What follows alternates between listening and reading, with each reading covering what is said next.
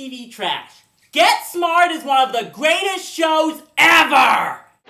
Mel Brooks and Buck Henry's spy spoof was comedic gold in the 1960s, parodying the Cold War brilliantly. To me, it still holds up with its sight gags and too many catchphrases to keep track of. You'll be in extreme danger every minute. And loving it. You better give up, Tanker. This building is surrounded by 40 control agents. Would you believe 30? This led HBO to eventually create a sequel series that aired on Fox. In 1995, 3 years after the Cold War ended. Okay, not a good way to start, but who do we have appearing in this show? Well, we have Don Adams reprising his role as Maxwell Smart. Good so far. Max has now ascended to Chief of Control.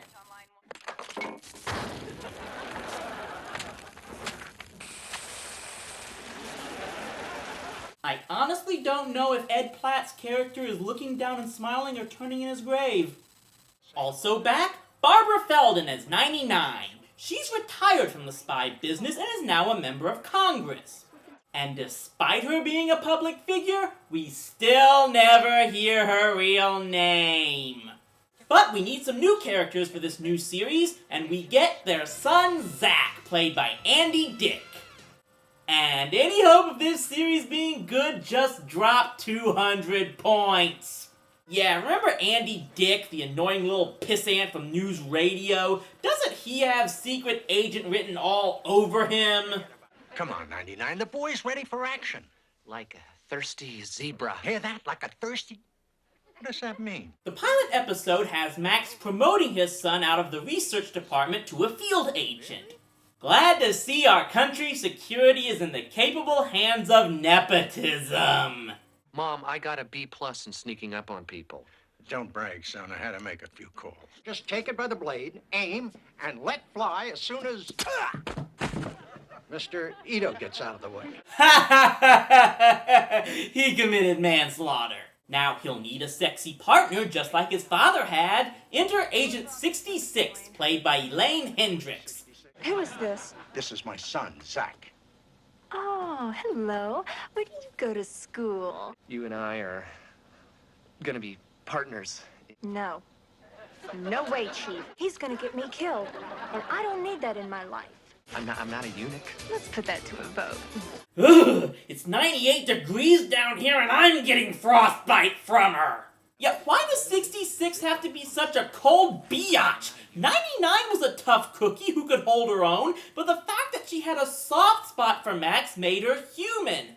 And furthermore, 66 doesn't exactly act like a good guy on the job either.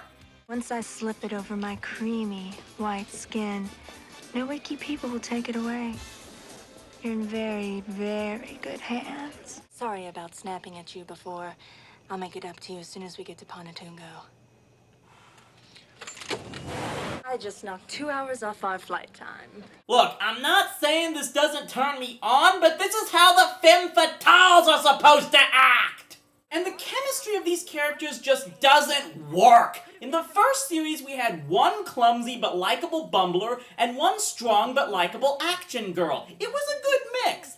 But here we get two bumblers and one ice princess. I'd like to apologize for not trusting you with my plan. Thank you. But I'm not the apologetic type. She is just so cute and charming you want to fit her in your pocket. Not!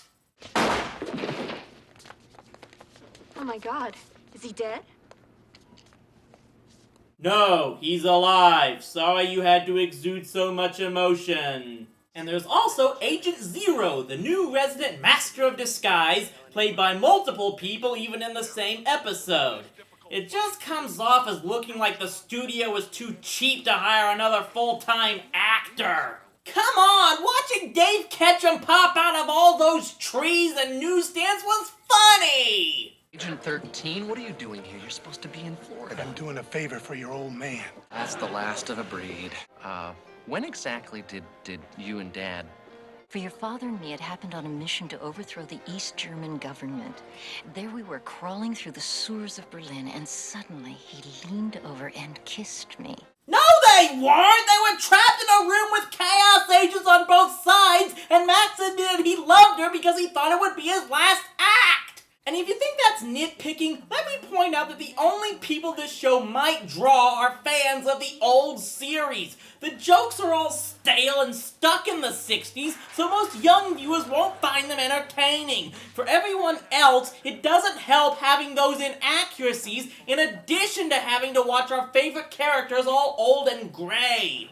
Although it's still not as bad as those Dukes of Hazzard reunion movies. How can we raise $500,000 so quickly? Oh, the pain, the pain. And the mission for these agents? Stopping chaos, of course. That is, the Chaos Corporation. Yes, they've been downgraded from terrorists and dictators to a business conglomerate. The goal of the new chaos? Total world economic domination. Oh my god, chaos is being run by Bill Gates and Rupert Murdoch! And that's one of the biggest problems. The mid-90s just weren't the time for a spy show. Plots to conquer the corporate world instead of the whole world aren't the same. And these villains are boring compared to their over-the-top predecessors. Gone are the likes of the Craw, Not the craw, the craw. and the Groovy Guru, and now we get... Called the brain. Where's Pinky? Oh, come on, it had to be said! Blow away, you rudely dressed little man. Ugh, what I wouldn't give for some classic Siegfried banter right now. Mr. Schmalt. What I wouldn't give to have Alyssa Milano by my side right now! It was worth a shot. But this episode just came down to Max and Siegfried going on and on about their past. I've overthrown democracies, brought the world to the brink of war, and was a 5-time Chaos employee of the month. And how do they show their gratitude? Pfft. No gold watch, no dinner, no well-endowed Fräulein popping out of a strudel. Nothing! Wow, it's like listening to Glory Days, which is not regarded as Springsteen's best work! He lied to me the whole time I am growing up. He told me that he was a doctor on a cruise ship. Thanks for reminding me of another show I could be watching. These CDs are bogus. You're telling me since my phonograph broke, I've got 400 records and nothing to play them on. Oh, this is making me feel old, and I was born after the first series was made. So yeah, the show didn't catch on quickly, and that's not a good thing when you're on Fox. It got canceled after 7 episodes. We never even got to see who this Natasha clone running Chaos really was. This wasn't a horrible show, but it just falls flat in its attempt to recreate the magic of the old series.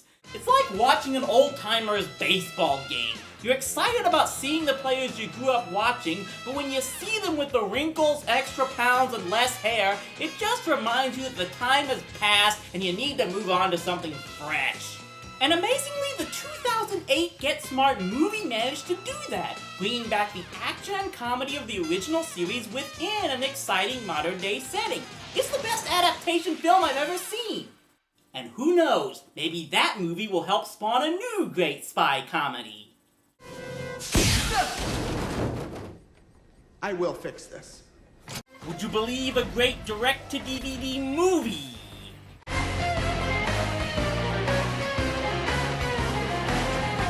How about just see you next time on TV Trash? Odds are he won't live